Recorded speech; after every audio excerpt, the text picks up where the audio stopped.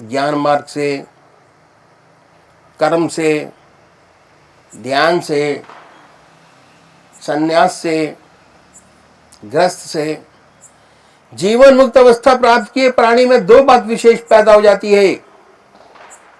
पहली है निरंतर परमात्मा की याद, भगवान का ध्यान निरंतर बना रहता है।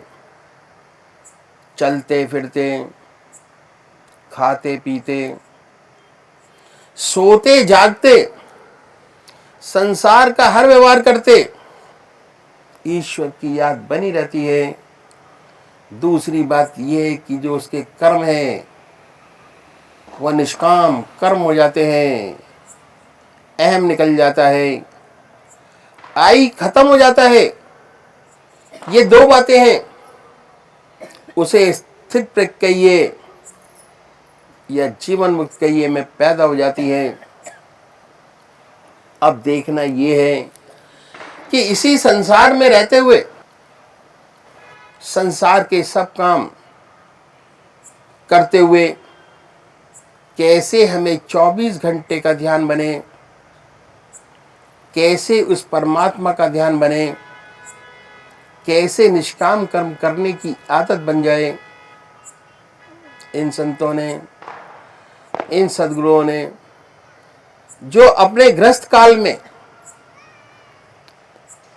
जिन्होंने जीवन मुक्त अवस्था प्राप्त की, हमारे लिए एक रास्ता छोड़ गए। अगर हम इन गुणों को अपनाएं, हमारा रास्ता भी आसानी से तय हो जाए। हर व्यक्ति अपनी संतान के लिए गुर छोड़ जाता है। एक व्यापारी है, अपनी संतान के लिए गुर छोड़ देता है, उसकी संतान को अधिक कष्ट नहीं उठाना पड़ता।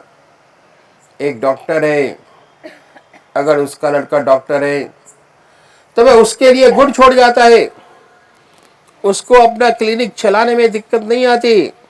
इंजीनियर है, अपने बच्चों के लिए गुड़ छोड़ जाता है। इसी तरह जो हमारे सिलसिले के संत महात्मा हुए, ये कुछ गुड़ छोड़ गए कि कैसे इस रास्ते को आसानी से तय करें, कैसे हमें आसानी से 24 घंटे का ध्यान प्राप्त हो, कैसे आसानी से सच्ची निष्काम कर्मता प्राप्त हो। मैं इन गुरुओं को आपके सामने रखूंगा। अगर आपको ये बातें अच्छी लगे तो आप भी अपने जीवन में ढालें, अपनाएंगे। अगर अपनाएंगे तो आपको भी विशेष लाभ होगा। इन संत महात्माओं ने, सद्गुरुओं ने सारे साधन को 3 भागों में बांटा और दिन के 24 घंटों को भी 8-8 घंटे के हिसाब से 3 भागों में बांटा। साधन का पहला स्टेप पूरा कर लेने से 8 घंटे आपके अपने हो जाएंगे।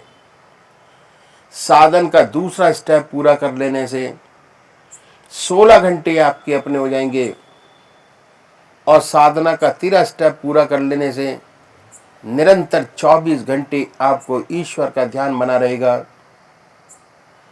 सच्ची निष्काम कर्मता आपको प्राप्त होगी। अभी मैं साधना की पहली सीढ़ी आपके सामने रखता हूं, जिसमें 8 घंटे आपके अपने हो जाएंगे। पहली बात इन संतों ने बताई कि परमात्मा ने बड़ी असीम दया कृपा कर कर हमें मनुष्य योनि प्रदान की है। ये एक ऐसी योनि है जिसमें परमात्मा ने विवेक बुद्धि दी है, करने की स्वाधीनता दी है। बाकी 84 लाख योनियां भोग योनियां हैं। हमें ये ईश्वर ने मौका दिया, हमें इस अवसर का पूरा पूरा लाभ उठाना चाहिए। कहा है बड़े भाग्य मानुष तन पाव, सुर दुर्लभ सद ग्रंथन गाव, साधन धाम मोक्ष कर द्वारा, पाए न जहीं परलोक सवारा।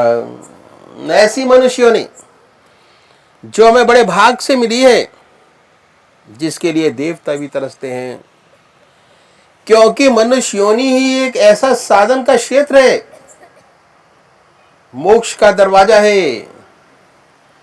इसी में ही परमात्मा ने विवेक बुद्धि दी है, कर्म करने का अधिकार दिया है। यदि हम चाहें प्रयत्नशील रहें तो उस परम पिता परमात्मा को प्राप्त कर सकते हैं। ये ऐसी योनि है जिसके लिए देवता लोग भी तरसते हैं। तो ऐसा अवसर हमें ईश्वर ने दिया, हमें इसका पूरा पूरा लाभ उठाना चाहिए। जितने संत महात्मा हुए, जितने धर्म हुए, जितने पंथ हुए, सबने इस मनुष्य योनि की भूरी भूरी प्रशंसा की है।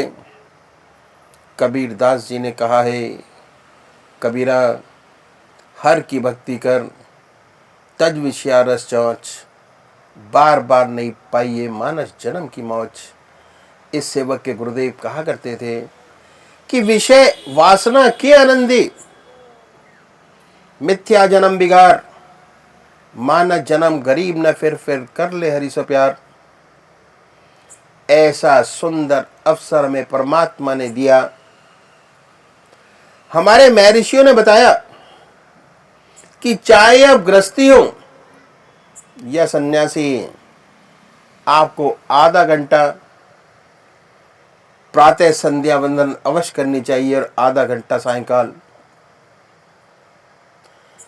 2 समय निश्चित कर दिए कि संध्या वंदना अवश्य करनी चाहिए।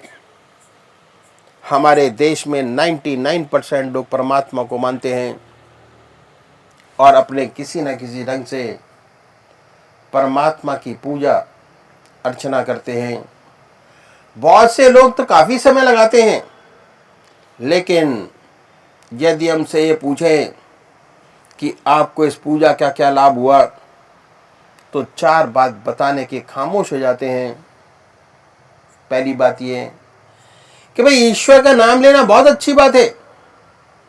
हमारे घर में मंदिर है, हमारे दादाजी पूजा करते थे, हमारे पिताजी पूजा करते हैं, हम करते हैं, हमारे देखा देखी हमारे बच्चे भी करते हैं। गॉड फियरिंग है, अच्छा है। और आप इससे ज्यादा क्या चाहते? अगर उनसे पूछें कि इससे कोई आपको आंतरिक लाभ हुआ,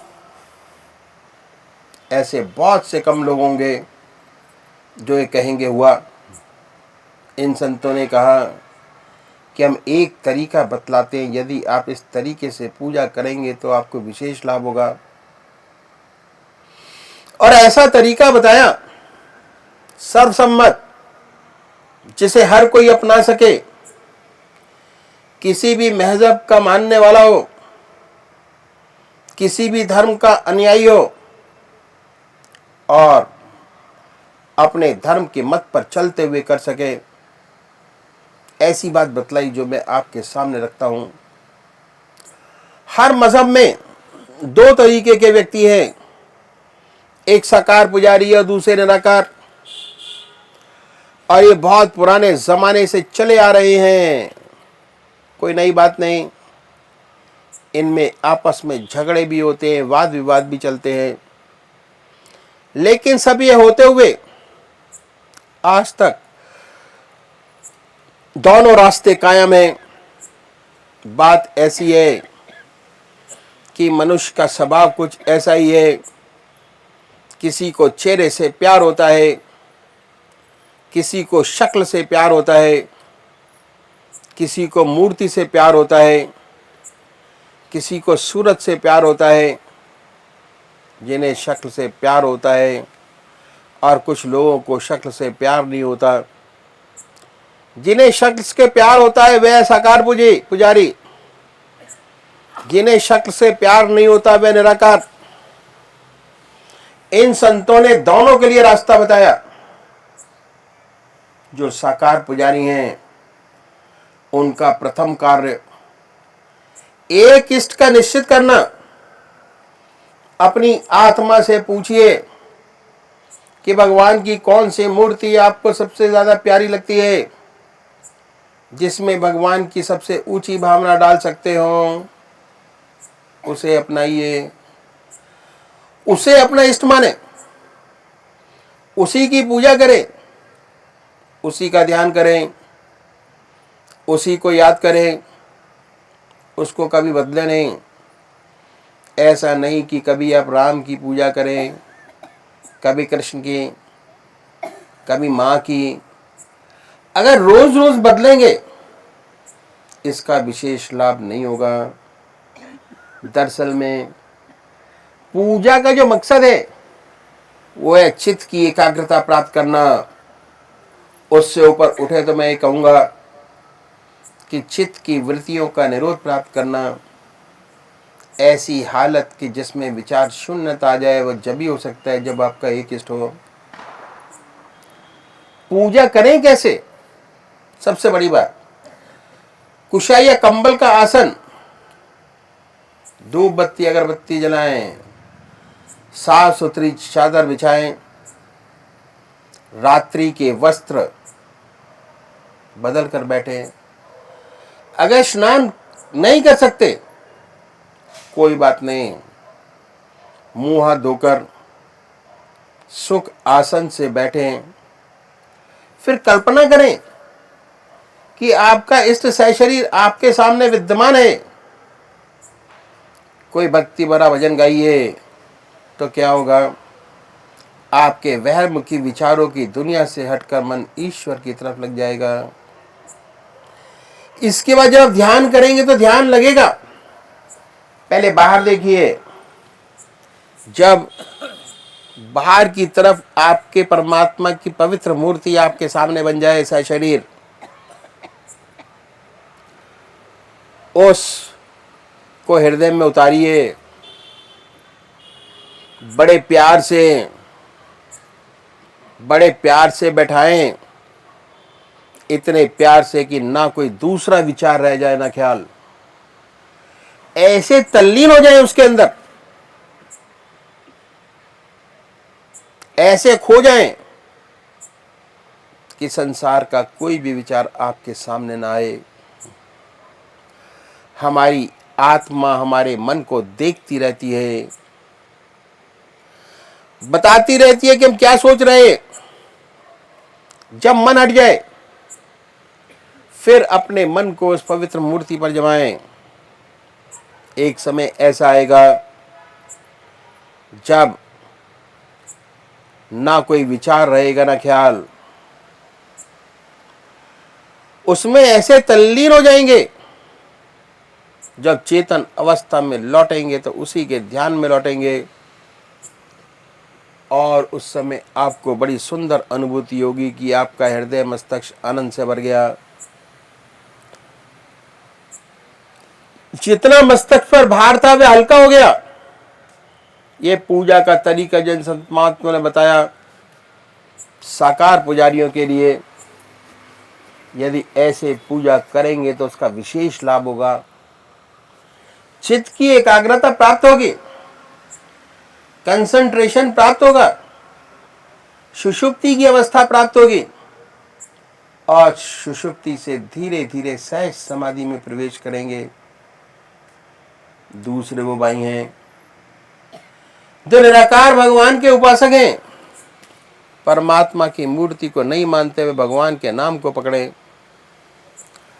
और उस नाम को चुने जो उनकी आत्मा को सबसे प्यारा लगता है। कोई ना कोई नाम से तो याद करते ही होंगे। हिंदू भाई ओम, मुसलमान भाई अल्लाह, सिख भाई वाहगुरु, क्रिश्चियन भाई क्राइस्ट या गॉड। जो आपकी आत्मा को सुंदर और अच्छा लगता है चुन सकते हैं। जो नाम आपकी आत्मा को प्यारा लगे उसे पकड़े। फिर आसन तो वही है, सुख आसन से पलौती लगाकर बैठे, हृदय की तरफ निगाह करें, आनंदमय अवस्था बनाएं, और ये ख्याल करें कि जब आपका हृदय धुक धुक करता है उस हार्ट बीट में से ये ओम नाम निकल रहा है। ये जो नाम आपने चुना है वो निकल रहा है। हृदय ओम ओम कह रहा है, जवान नहीं कह रही। शुरू में दिक्कत होती है, तब आप मानसिक जाप कर सकते हैं। ओम, बड़े प्यार से ओम ओम। धीरे धीरे ऐसी अवस्था आती है कि आपको बहुत स्पष्ट सुनाई देने लगता है कि हृदय से ओम की आवाज निकल रही है। ऐसी हालत पैदा हो जाती है, ना कोई दूसरा ख्याल रहता है ना विचार। ऐसे तल्लीन नाम में हो जाते हैं कि अपना होश नहीं रहता, अपने आप से गायब हो जाते हैं। विचार शून्य अवस्था प्राप्त होती है, और जब चेतन अवस्था में आते हैं तब वही नाम सुनते होते हैं। फिर हमें एहसास होता है बड़े आनंद का कि हमारा मस्तिष्क अनुपम आनंद से भर गया, बड़ी शांति मिली। ये तरीका पूजा का बतलाया हमारे रास्ते के संत महात्माओं ने। यदि ऐसे पूजा करेंगे विशेष लाभ होगा, चित्त की एकाग्रता प्राप्त होगी। धीरे धीरे सुषुप्ति की अवस्था से सहज समाधि में प्रवेश कर जाएंगे। हमें आत्मा और उस परमात्मा का अनुभव होने लगेगा, और एक दिन ऐसा आएगा कि हम उससे एकाकार हो जाएंगे और ज्योति से ज्योति मिल जाएगी। इन संतों ने क्योंकि ग्रस्त में रहे, इस बात का विशेष ध्यान रखा कि हमारे काम का समय न लिया जाए। पहली सीढ़ी का दूसरा स्टेप, हर मनुष्य भोजन करता है, और भोजन करने में आधा घंटा दोपहर को और आधा घंटा रात्रि को लगाता है। ये समय ऐसा है कि खाली है, दुनिया के व्यवहार का आप कोई काम नहीं कर रहे होते। इस समय में इस भोजन के तरीके में परिवर्तन लाना पड़ेगा। और वास्तव में हमारा पुराना कल्चर बड़ा सुंदर था। हमारे ऊपर वेस्टर्न कल्चर की छाप पड़ी और हमारा स्टैंडर्ड 2.5 फुट ऊंचा हो गया। पहले जमीन पर बैठकर भोजन करते थे, अब मेज कुर्सी पर बैठकर भोजन करते हैं। इस बात में कोई नुकसान नहीं। विशेष हर्ज क्या है कि जितने दुनियावी वार्तालाप होते हैं वो हम खाने की मेज पर करते हैं, क्योंकि हमने अपने आप को वेस्टर्नाइज कर लिया, पश्चिम सभ्यता को अपना लिया। इस तरीके में तब्दीली लानी होगी यदि आप आध्यात्मिक जिंदगी चाहते हैं। हमें परिवर्तन क्या है कि जब भोजन आपके सामने आ जाए तो भगवान को अर्पण कर दीजिए, और हर ग्रास हर कौर अपने इष्ट की याद में खाए। ना कोई ग्रास परमात्मा की याद के पेट में जाए, ना कोई चीज बिना परमात्मा की याद के पिए। यह अभ्यास भोजन की एक विशेषता है। भोजन जिन विचारों में डूबकर किया जाता है, जो खून बनेगा उन्हीं विचारों का रंगा हुआ बनेगा।